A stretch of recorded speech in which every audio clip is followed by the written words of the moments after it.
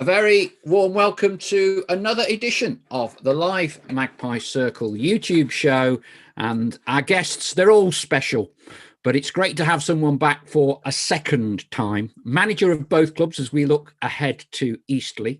He spent even less of a time at Eastleigh than he did at Notts County, to be honest. Martin Allen, great to have you back. Lovely to see you again, Paul, and lovely to be able to chat to all the Notts County fans. There's lots of them. We're all listening in. We're a bit of a warm-up act for Boris Johnson, aren't we, for the live show tonight? Firstly, what have you been doing with yourself? Because we've not seen much of you recently. I play golf. I walk my dog. I do my garden. And I go cycling with a little group of people and just keep myself fit and keep them busy. I do a few little things in football. The hospitality at West Ham, obviously, you can't do at the moment because of the ban on supporters. So that's always a good day out for me when I go back to West Ham. And I do a couple of other little bits and pieces for the Premier League. So it just keeps me busy, Paul, to be honest. But no stress of a dugout. Hey, that's great. You're looking very well. Great to have you on board again.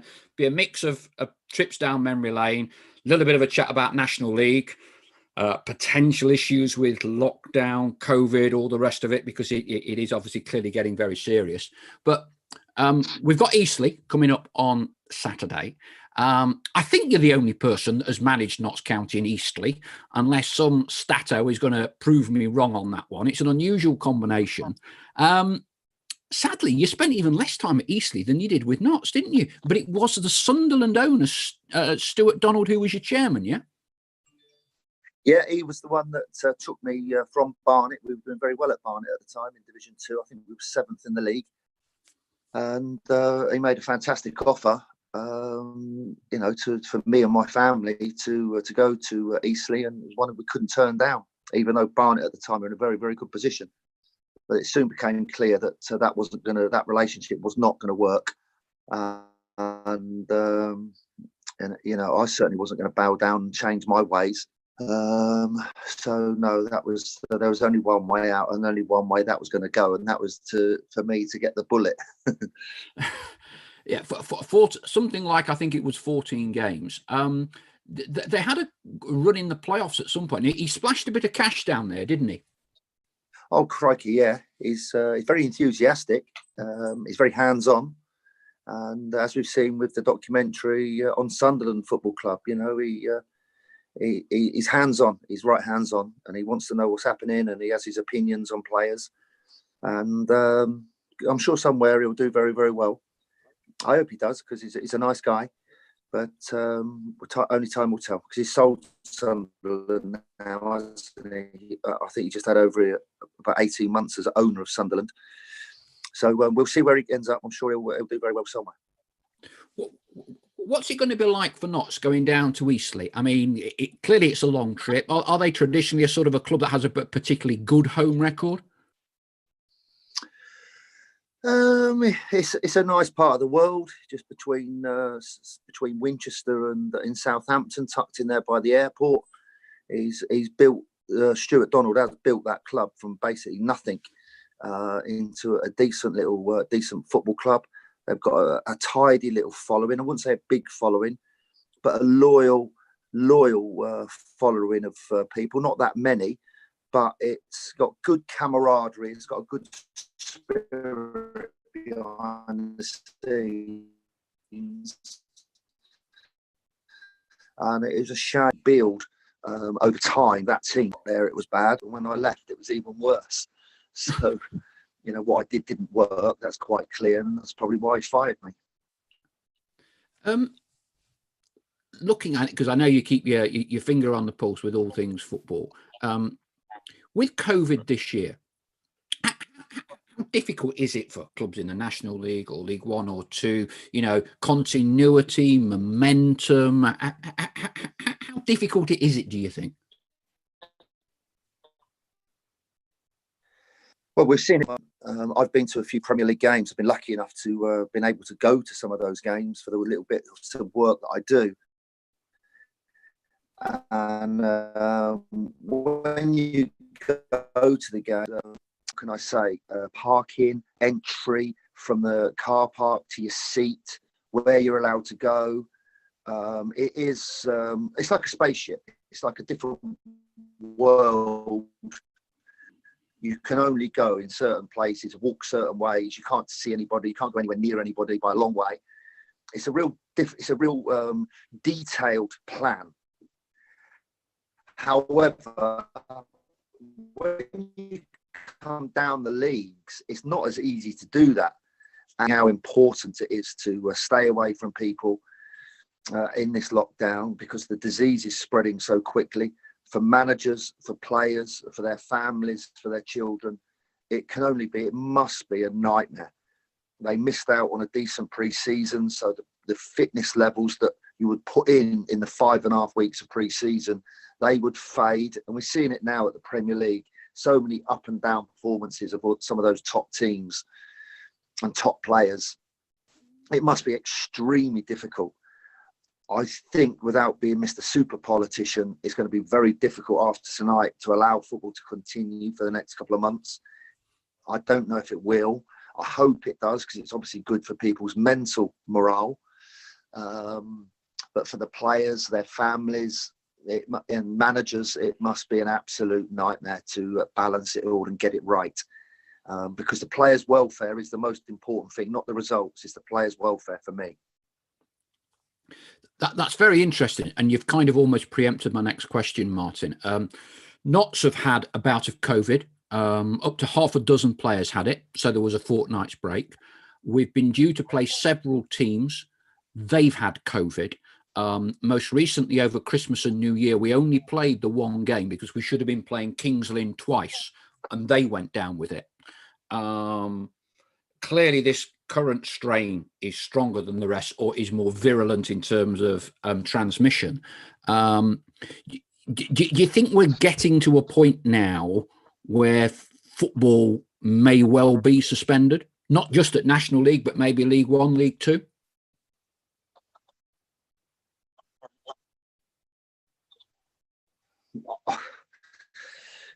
Why are we putting so many people at risk? Why, with the amount of positives that we seem to be seeing flash across our TV screens every day, another 50,000 people are positive.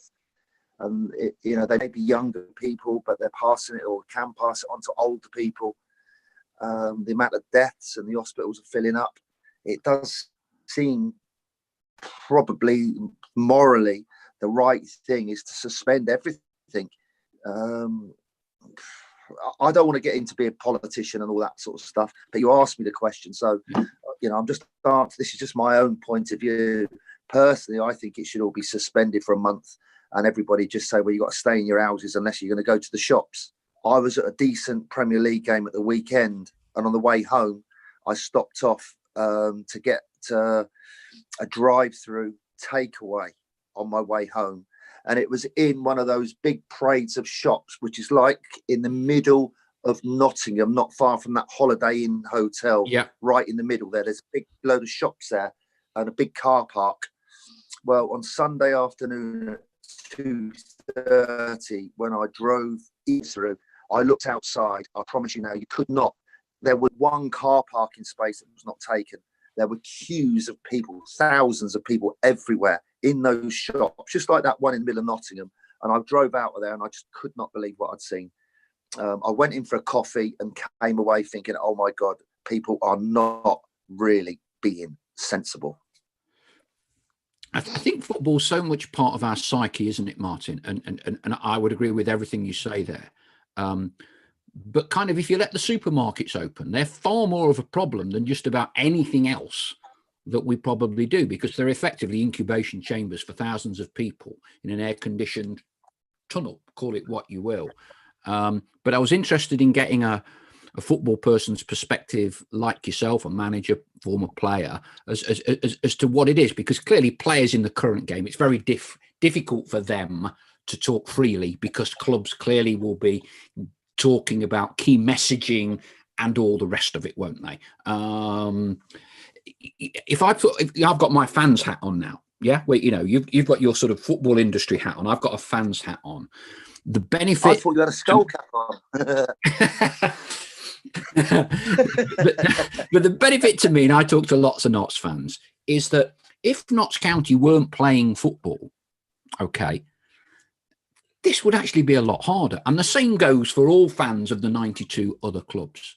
And I'm guessing that the government, whatever you say about the handling of it all, view football as the release. You more than anyone in my book and in the last podcast, you most eloquently talk about the working class person whose release is going to the cathedral of a football ground every Saturday. So with these streaming packages that all the clubs, including the conference clubs, so we can watch every single Notts County game on our telly. Yeah, we rig it up, put it through the big screen. It's pretty good. It's clearly not as good as going to the game, but it's a heck of a lot better than not seeing it.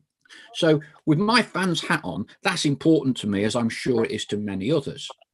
But I guess your point, you've got to counterbalance it with the safety of players and people in that football bubble. Yeah, well, you just said it yourself, Paul. Notts County had how many players go down with it? 6. Yeah. And then Kings Lynn, you said you had 9. Kings Lynn had management staff. I think also people don't necessarily know how many have got it, but as soon as you've got someone, you've got to suspend, haven't you?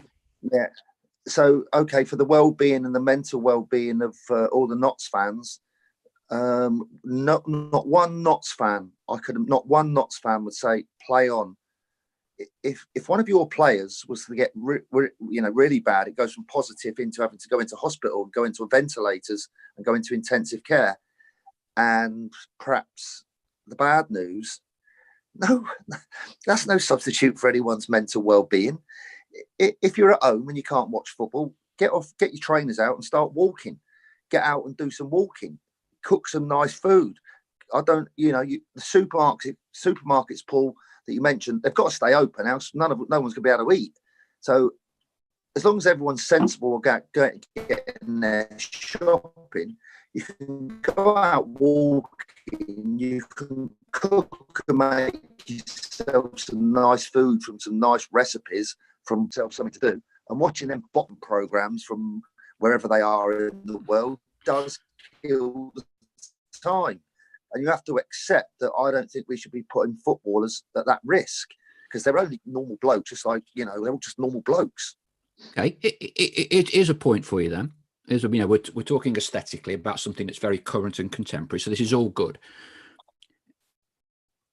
Yes, the fans want to see football, but the main reason we're watching football matches is because of the football clubs themselves, because they want to play. Whatever the clubs, owners, the clubs themselves want to play.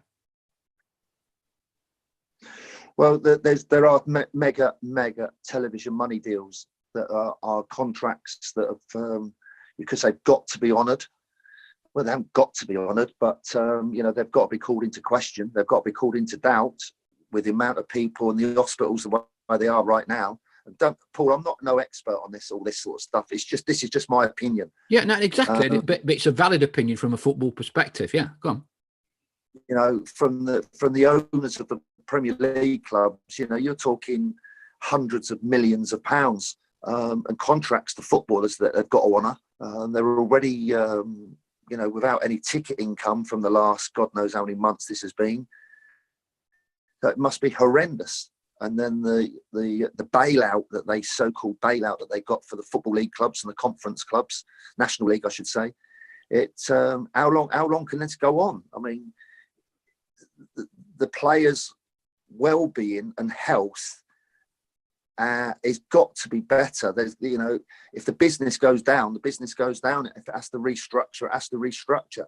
We can't lose footballers and staff and management over this. This just goes. It's not as important as that than the money. It's more important by 100 miles. It's more important. Okay, very interesting. Nathan Chambers has dropped us a line on the chat. He says, I miss Martin, brilliant manager, loved his personality. Thanks for the memories, Mad Dog. Plenty more coming in, which we'll ask you in a minute. Let's just look at the National League overall. Now, you know what it takes to win the National League. done it with Barnet. Statistically, it's probably one of the single hardest divisions to win because there's only one automatic, isn't there? You know, in the Football League, there are 3 places automatic out of League Two and 1 for the playoffs. You've done it with Barnet. I know there's not a magic ingredient, but what do you need to stand a chance of getting out? Well, I think you've got to get a very good manager to get you out in the first place. Hey, it's obviously where Eastleigh went wrong in Chesterfield. And it does not happen overnight.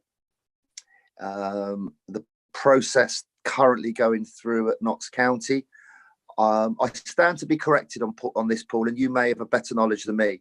Yep. There aren't many clubs that go down and come straight back up. About 20%, something like that. 1 in 5, something like that. Yeah, I think Torquay done it. I don't think there's many others that have done it. It takes time to rebuild and clear out the players that got you relegated. I think they need to be out. There's not many players from the Football League like playing in that division because their mindset, they don't like it. It takes time for the supporters to accept that their club is now non-league and they hate it. They see some of the fixtures they've got to go and play. This is the supporters and they hate it. And then the players that have been playing in the Football League that come into the National League, they see the fixtures and they hate it. So their mindset straight away is very, very negative. For me, you are better off getting players from what I would call National League North, the best players in National League North, and bring them into a big club like Notts County, and take those players onwards and upwards with a career and a hunger to earn money and be successful, rather than senior players that are just picking up their last wage packet. Because of the amount of games, oh my God, and it is a marathon. It is an absolute marathon. If your players are too old and immobile and not fit enough, over the 10-month marathon that you're in, you will never survive. You could ask me one more bit on the, you asked me what is it that's needed? You could say it was luck. One Sunday afternoon, I drove up to watch a playoff semi-final between 2 clubs. One was called Alfreton, just up the road from here. Called Grimsby. Yeah, at Alfreton on a Sunday afternoon. Correct. And I saw a centre forward playing for Alfreton, and I knew after 20 minutes, and I thought, I'm going to sign him. After the game, instead of driving home quick, I hung around in the car park, lingering in the car park. You do a lot of that, don't you? Yeah, ain't been caught yet. And I saw this lad walking from the dressing rooms to this poxy old beaten up car, and I pounced. I told him that I was going to sign him for Barnet. You are going to make my team. He gave me his mobile number. I took it back. I rang the chairman as soon as I got into my car, hands free, of course. I said, Chairman, we've got to sign this player. I've got to get him in as quick as we can. If we get him, we will win the league. And he laughed. This is a Sunday afternoon, about 4:30. So, Paul, you could say there was an element of luck, but I would say how many managers from the south of England drove up there that day to watch that game, just to watch the game, I don't think it was luck. It was my hard work, my dedication, obviously the eye to have a player. And that move that day for John Akinde was the turning point. And as soon as we had him, I knew his strength, his pace and his power. He would score goals. He would get in behind the opposition.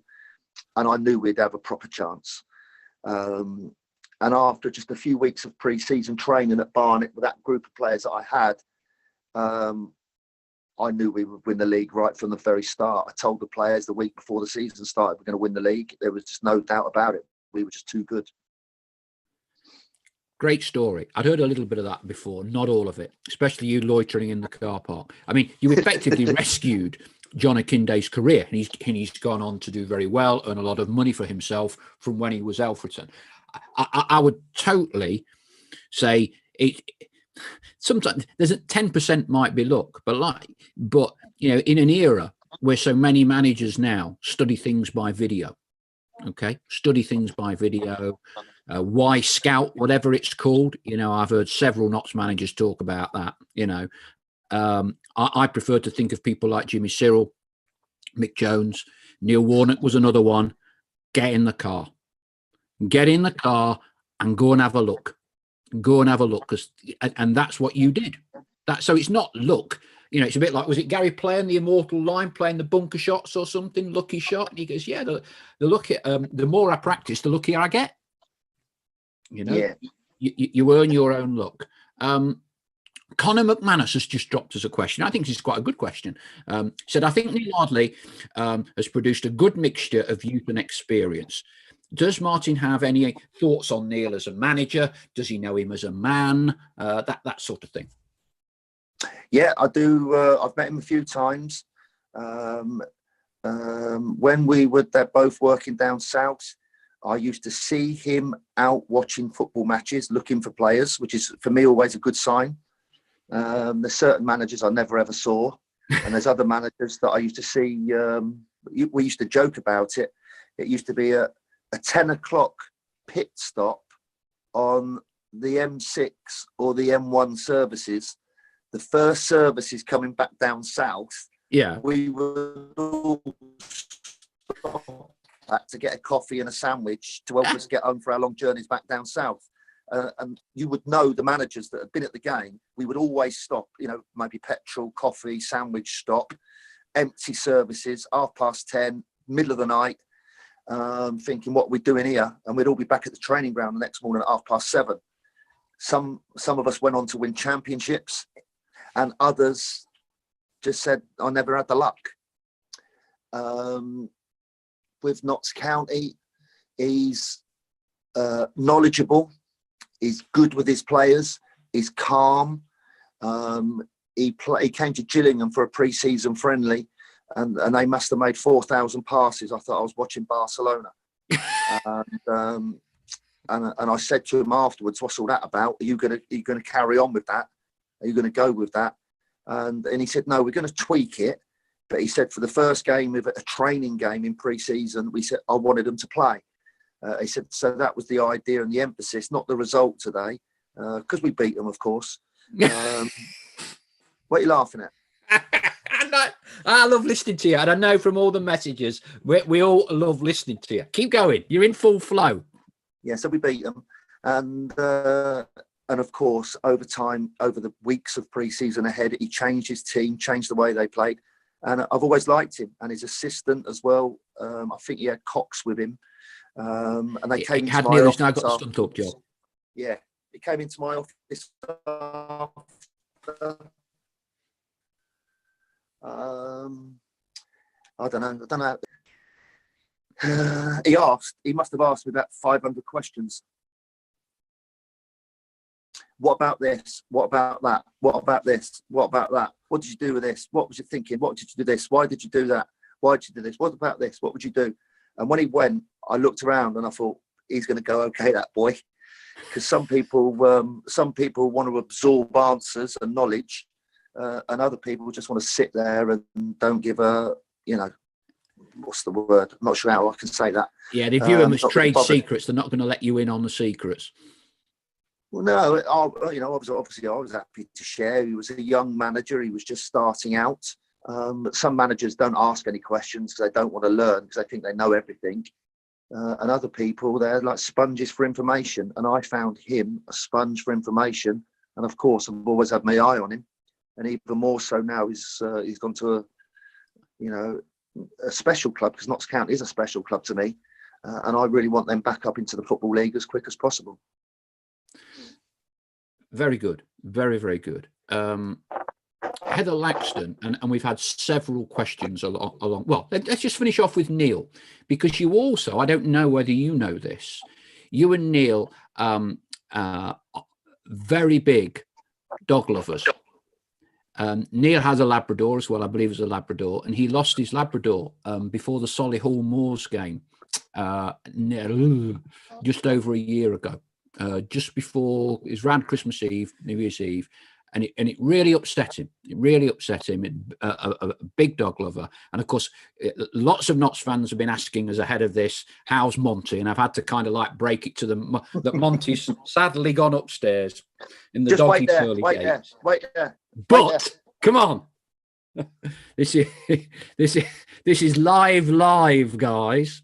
So stand by to have our very special guest. Can you see him? Yes. Yeah. There he is. There he is. Can you see him now? Yeah, I can see him now. That's it. Is that Monty or is that the new one? No, this is Monty. Yes. Monty's in a cushion, if you know what I'm saying. I've got a personalised cushion. Yeah. That's I it. like I've also got one of Monty's biscuits. Which I didn't realise you had a pawn shop for bonios. Yeah, they're nice. And I've got my other dog. Come here, Dennis. Come on, let's see Dennis. We can't quite see Dennis yet, but go on. If you're struggling for food and don't want to go to the supermarket, try these dog biscuits. I love them. And this one now stuck in my throat. Now we can't quite see Dennis at the moment, but I want to issue an appeal to all Notts County fans watching this, because we've all seen the photograph that you sent of Dennis while he was in the front seat of your car. And several Notts fans have commented, he's a lovely dog, but he's got a red collar on. And I'm afraid we can't have a lovely dog like that with a red collar. Okay? So he ain't no more. Bin. Gone. The message to all Notts fans out there now is we want a personalised black and white striped dog collar, making, customising. We'll get it off to Martin. And if we get it to you, Martin, you will put it on Dennis, yeah? Yeah. What? Wait there. There's the bin. Yeah. Well done, sir. Well done. All the Magpie Circle Barmy Army, black and white, you'll be deluged with black and white striped collars coming up, okay? We'll get them off to you. Right. For the dog or for me?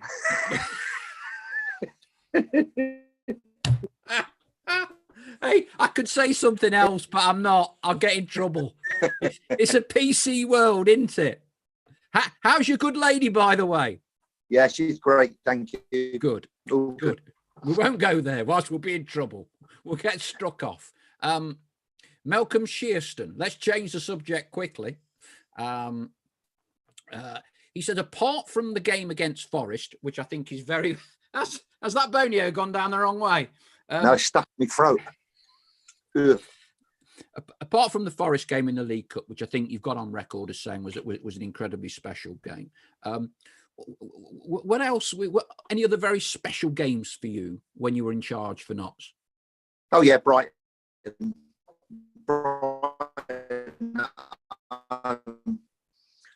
That season we needed a point or something to stay up, if you remember. Last game of the season, you and Gus Poyet. Yeah. You didn't like him, did you? No. No, when you're fighting like that, you don't like anyone. You can't like anyone. You got to fight.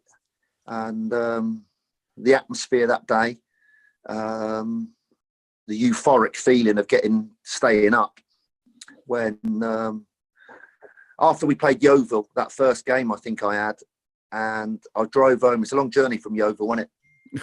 Yeah. And privately and quietly, I sat at the front of the bus and I thought, I don't think we're going to get out of this. I didn't think we would be able to do it. But oh my God, the players put in some remarkable performances, unbelievable performances. And then I was in that hotel in the middle of the town, opposite that Marks and Spencer's food shop. Yeah. There's an hotel there. I don't know if it's an Hilton or what it is. I don't know. Anyway, I was up there and I woke up at 4:30 in the morning. So it was like hanging out the window, like looking out, wide awake. I was ready to go into battle then, like ready to fight. And on the wall and the window sills around it's an old hotel. They had all these spikes like that, like stopping the pigeons landing on it. And I was just sitting there looking round thinking, I wonder if these pigeons are going to come and try and get in here. And then early morning, I went for a walk about 6 o'clock in the morning. And there was, a few people that had been probably unlucky in life, and I remember buying them coffee and giving some couple of quid here. And not that I ain't rich, but giving people that are homeless basically a couple of quid and a couple of cups of coffee here and there. And I was walking around in my own world.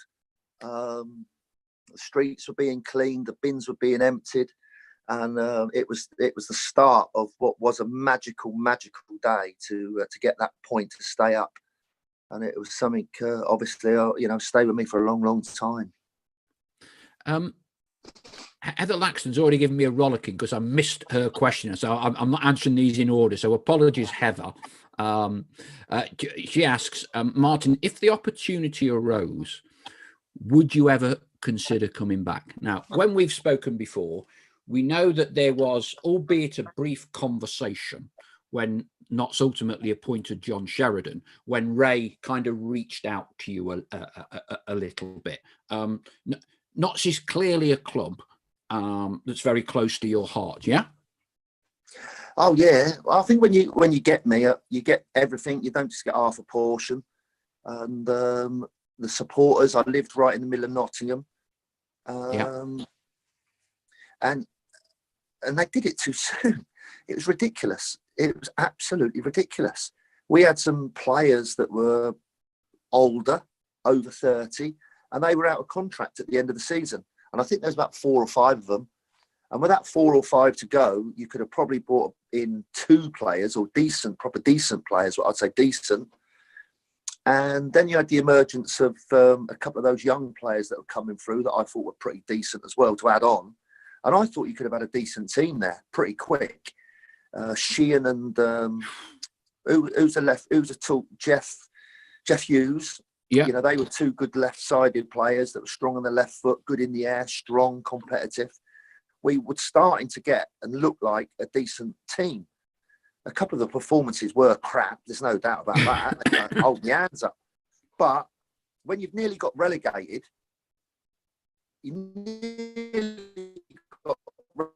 from the touch. They were written off and down when he rang me up to come to Notts County. No one believed that we would stay up.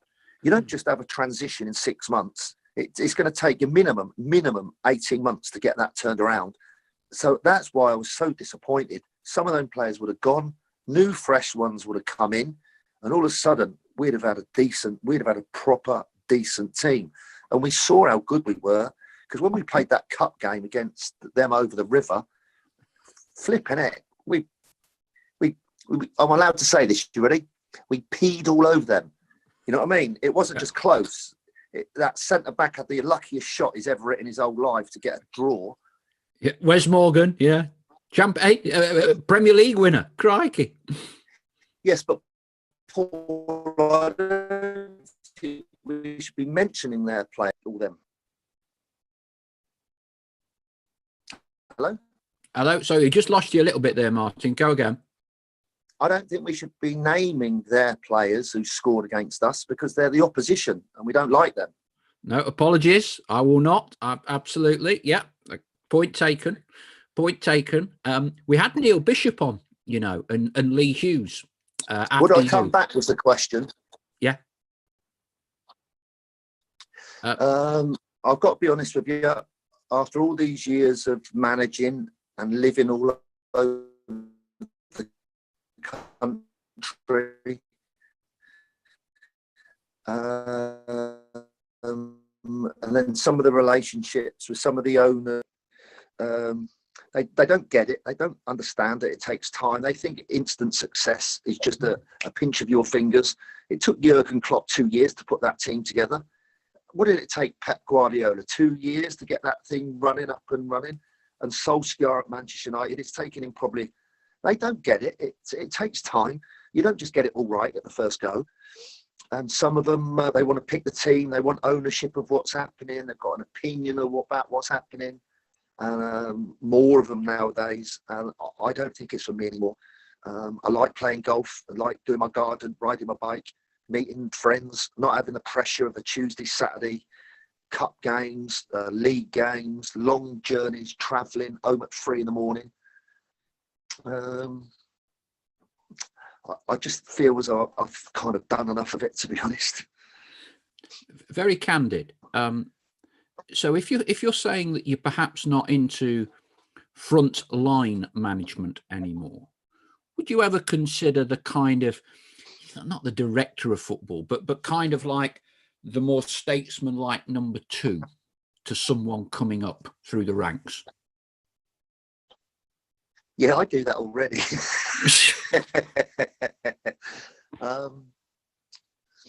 I would never name names, but there are managers that call me. There are managers that I've rang that I thought might need some help over the phone, not on the training pitch. Yeah, no, I'm okay. I like doing that. There's a couple of them that needed a bit of help, and I have helped them, I think. Met them in private, reassured them, because it's a scary job, you know. It's a lonely job. You're isolated, you're lonely, you're on your own. And when you're doing well, everybody, what did somebody say to me? He said, you put a halo on, and then when you start to lose some games, the halo can quickly drop, and it's a noose around your neck. He said it can go up and down from week to week, from Saturday to Tuesday to Saturday. He said it can change. And it was quite good advice that I received. And it is like that. And for young managers coming in, they have no idea what it's actually really like. You lose 3 games in a week, and then all the people that call themselves supporters criticize the manager on social media. And all this crap that goes about, where people just sit there and say, he didn't do this and he didn't do that, he should have done this and he shouldn't do that afterwards. For those managers, it's tough. And for young managers coming in, that is tough. It's not easy to take. It's not easy to accept. And it's a tough job to do. It's a tough job to do. I mean, I've been in and around, as you know, professional football a long time, and I have seen managers find that pressure that you're talking about incredibly difficult to bear, and it can change their character, can't it? And then when they leave, they become different people again, because that whole on your shoulders, because everybody wants a piece of you, don't they? You are constantly performing seal. Someone wants to say hello to you, someone wants to parade you off, someone wants to all you in to say, do you know what you're doing? Everybody wants a piece of the one man at the club. That's the manager. Yeah, I don't have that anymore in my life. I don't have it. And I've got to be honest, it's a nice feeling where I live out in the countryside a little bit. But no one knows. I don't where they all do rowing around here, and they do tennis and they play golf, and I don't think anyone ever knows what I do. And then someone went on Google and they found my nickname, Mad Dog. So it went around this little village that I live in, like, hello, Mad Dog, how are you? Out walking the black lab. And yeah, so it has changed a little bit because, but no, generally, I have a much quieter, nicer, less stress-free. And of course, I watch the football results. Of course, I have interest in my old clubs like Gillingham, Brentford, West Ham, and Barnet, of course, are special clubs to me. But no, it's a nicer way of life. What am I, 55 years old now? So no, I think I need to just sort of slow down, and because I've done this since I was 10 years old, believe it or not, as a footballer. I was a footballer at 10 with my dad, so I needed a break. I mean, it's good to see that you're kind of more more reflective and a little bit more content. Are you happy now and content with what you've been able to achieve in professional football? I presume you've ticked most of the things you would want to have achieved after starting out from when you were 10 years old. Oh God, yeah.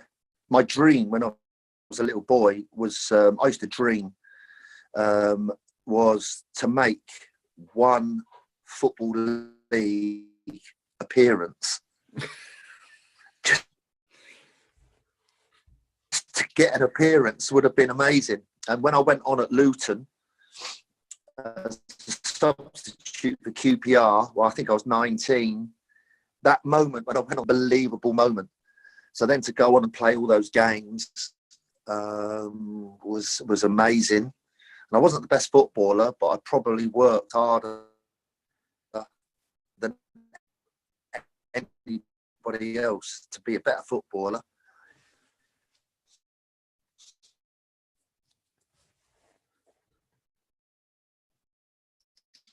And then when I was a manager, I've got a clever son called George, who's a chartered accountant who now works in Chicago. And I had a long chat with George. It was after Notts County. So I didn't feel great. I was happy. I was in a difficult place. And George, like I say, he's a very clever person. And we sat down. He said, "Well, Dad, you've done really well saving clubs from relegation." He said, "Whenever the clubs are struggling, they always ring you up." He said, "Which is really good." He said, "But a lot of those jobs are going to be short term." He said, "You're seen as a firefighter." He said, "You need to take some time out now, if I was you, and you need to work out a strategy, a philosophy of how you are going to be successful with a club, to take a club and get them promoted or be champions." He said, "Once you've done that," he said, you'll be a more rounded manager and you'll be a better manager for it." He said, "But you need to take some time out and work out how you're going to do it." So I did get some help, and he carried it on to strategy and planning and managing people, basically at the high end level of business in Canary Wharf in the city. And he gave me tremendous help. So then to win that championship with Gillingham, who the year before were a mid-table team, and the next season go and win the league by, I think it was about 5 points. So we were top of the league for the whole season. Yes, remember that. Yeah. It's the most amazing feeling. I'd had time to find the players. I didn't sit on my backside. I went out and found the players so that when I got the next job, I was ready. And then that was that championship. We struggled the next year when we went up because I stayed loyal to all the players, which I perhaps shouldn't have done. And then that next job at Barnet, again, a mid-table team. When I took over for the last 5 games, I lost, I think, every game. I changed all the players. And then again, to win another championship. And for the Notts fans, they may find this a bit difficult. But for the Gillingham team, and also for that Barnet team, we played total football. So my philosophy of having big player up front and hitting him direct and playing from back to front, having a goalkeeper like Stuart Nelson that could kick it as far as Tiger Woods hits it. We'll play from the back with free kicks, we'll play it down and get overlaps, and we'll have interchange in the passing. And with both teams, both clubs, we were top of the league for the whole season. It was never in doubt we were going to win the league. It was just like, I knew within weeks that it was a done deal. So we have to win 2 championships. I've always said, getting promoted is good, but being a champion is great. And in my bedside cabinet, which is just over there, I've got 2 medals that are champions medals. And oh my God, I am so proud of my champ. True ball, I wanted one more championship medal. I wanted to be a champion because it's the best feeling. The best feeling I've ever had is to be a champion at the end of a 10-month competition. That lady earlier asked if I would go back. Just talking about it now, if I had a chance to be a champion once more, I would take it, because that is the highlight. It's been the highlight of my whole career to win those 2 championships. You've still got the bug, haven't you? You've still got the bug.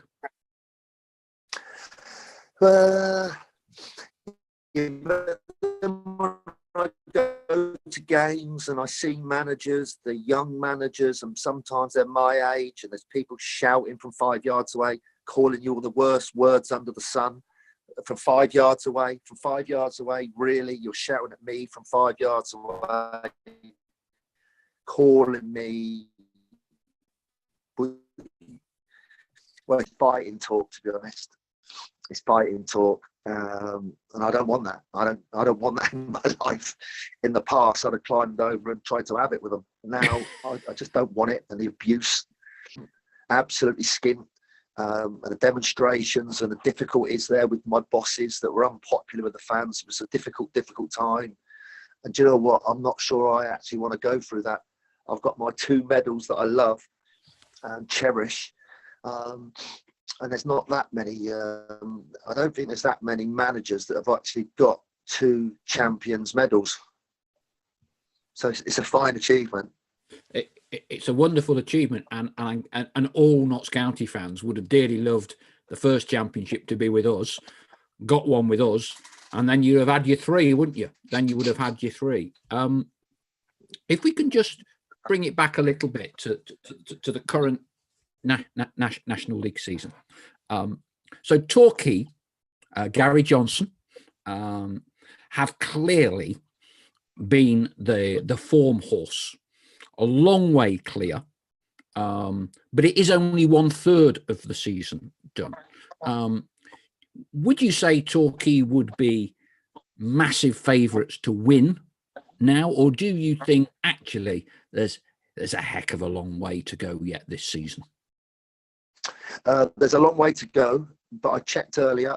I always said it was going to be 2 points a game was going to win us promotion. 2 points a game. They're 2 points a game plus 4 at the moment. That takes some doing. That takes a lot of doing. If they go 7, 8 points clear, I don't expect anyone to catch them.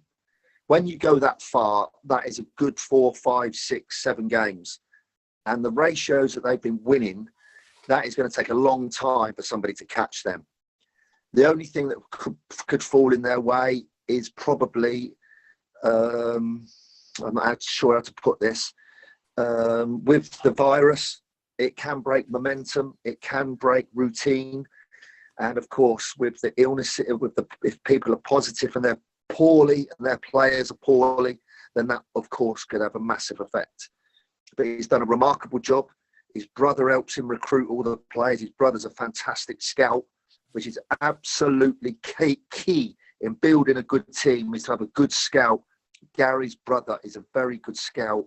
He covers all the games for Gary and gets the players into Torquay. Hence, I personally, I think they'll go up. Yeah. Okay, that's interesting. And when you were talking about the model, the blueprint in terms of younger players, National League North on the upward curve, I think that was very much a model that Harrogate used last year.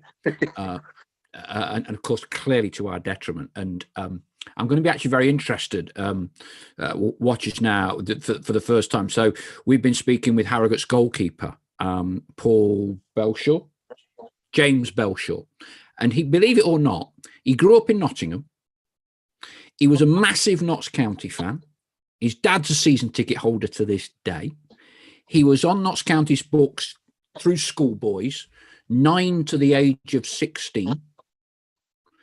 Then we released him, went over to the American collegiate system, and kind of worked his way back from America, back into Harrogate, went up through the divisions with Harrogate, was actually voted National League Goalkeeper of the Year, I think, in that all-star team that they have. And we've got Paul coming on in one of our shows in the next few weeks with his dad.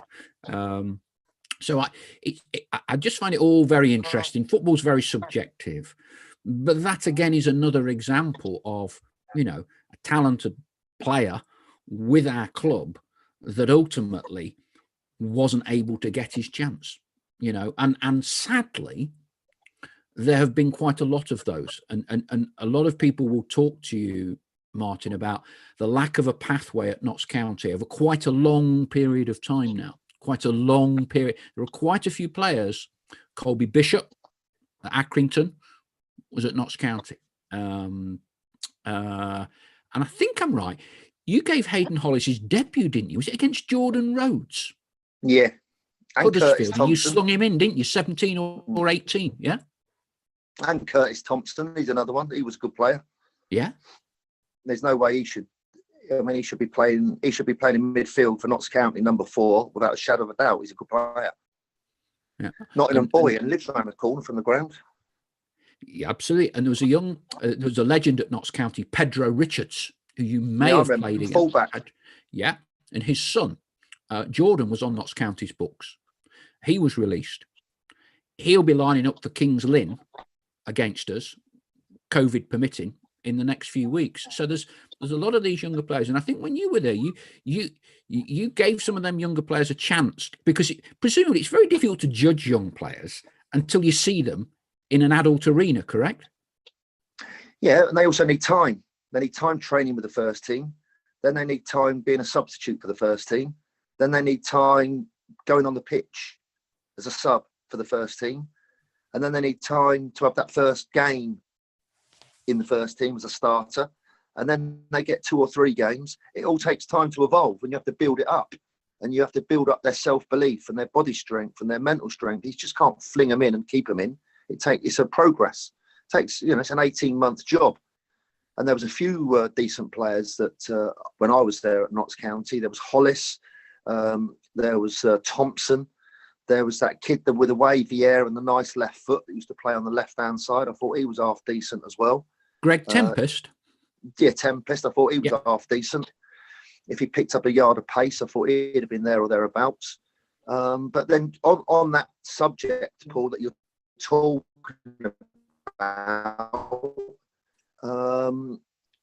why didn't Notts County sign John Akinde when he was playing for 300 quid a week at Alfreton? Yeah. Yeah. I don't know the answer, Martin, but I know the point exactly that you're making, that we had players on our doorstep that we should be knowing about. Yeah. It was 20 minutes away from when I went there that day. I didn't see anyone on that Sunday afternoon. You can't just it's recruitment is absolutely key. Getting good people to do recruitment and find players for you is absolutely crucial. They don't spend no money on it. What?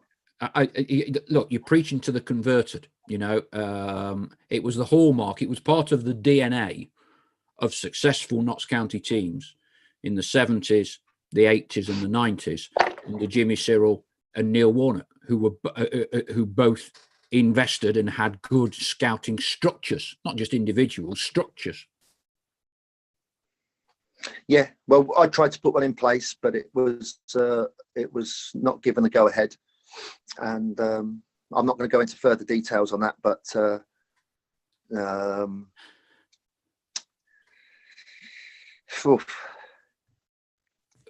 one day I'll have to write a book. I've written one of them. Go, really? Yeah. Really? You weren't allowed to sign players that had to come through somebody else? Yep.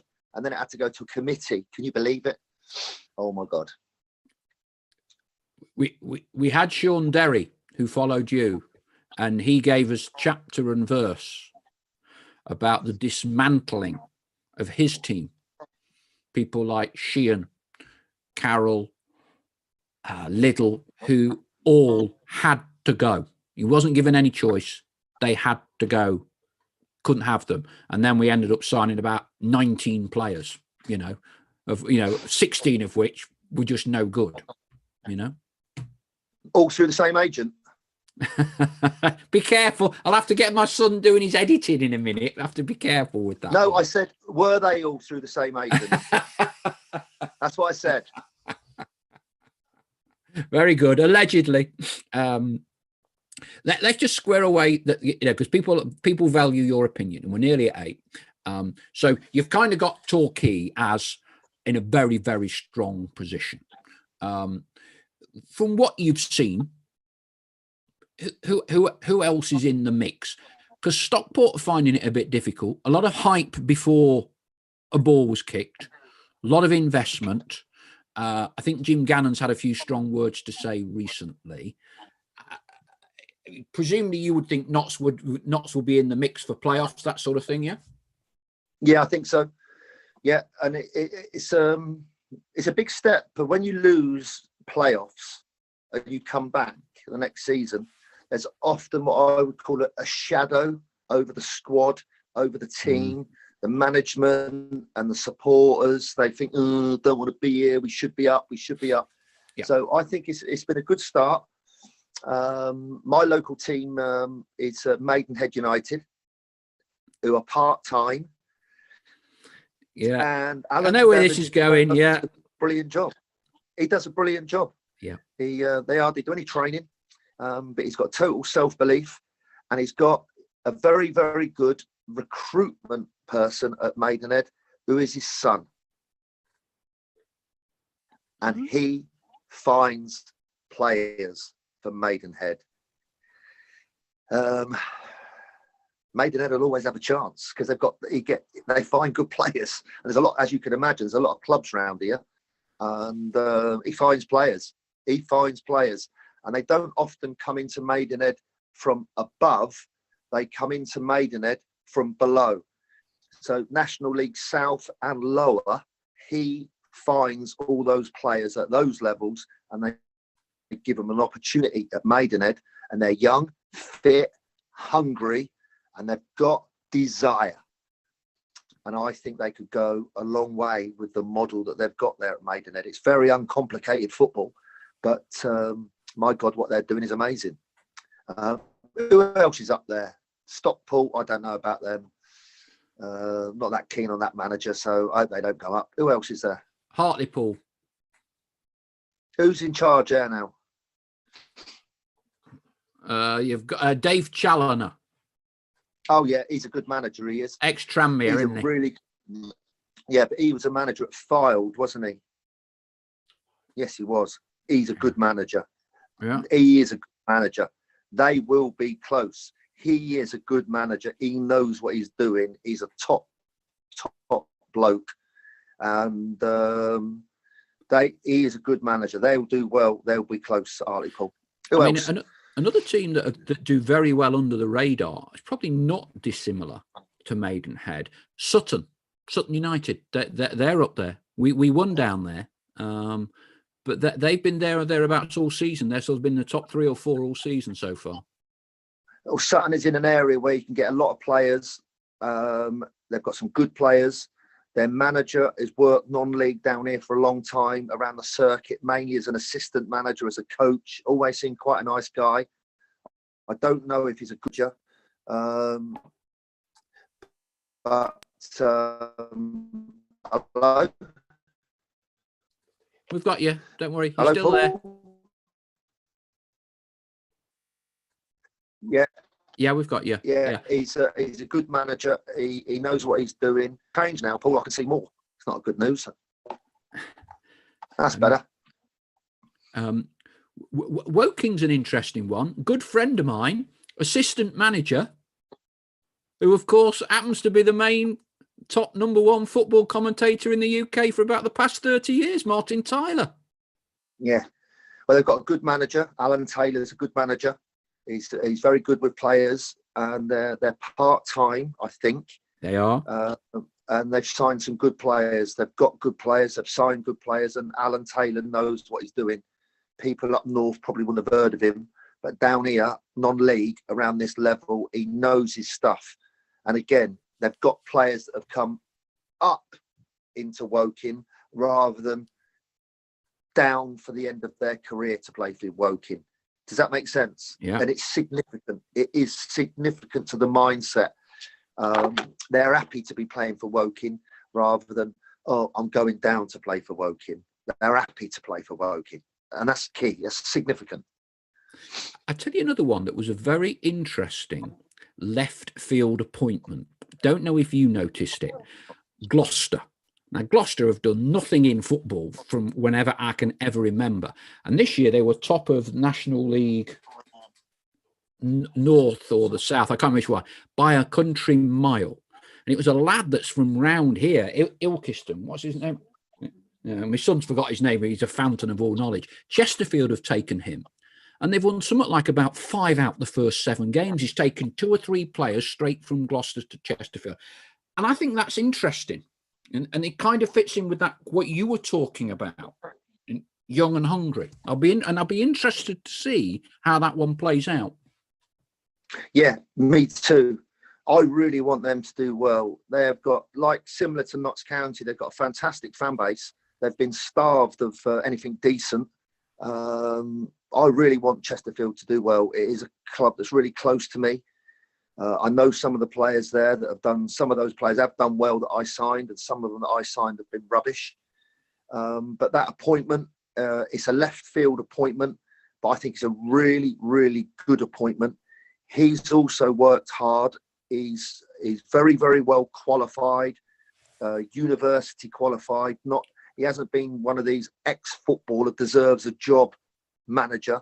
He's worked his nuts off to get the qualifications in sports science, I think it is, to enable himself, and the qualifications in coaching to give himself, like Mourinho. Mourinho was like a rubbishy little footballer, wasn't he? And I saw him the other week with his little spindly legs.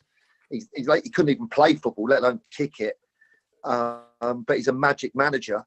And this young man, I don't know him, I've never met him, but he's supposed to be an excellent coach. He's supposed to be really good with people. And yeah, it's brilliant that Notts County Chesterfield have put in some good performances. And that club,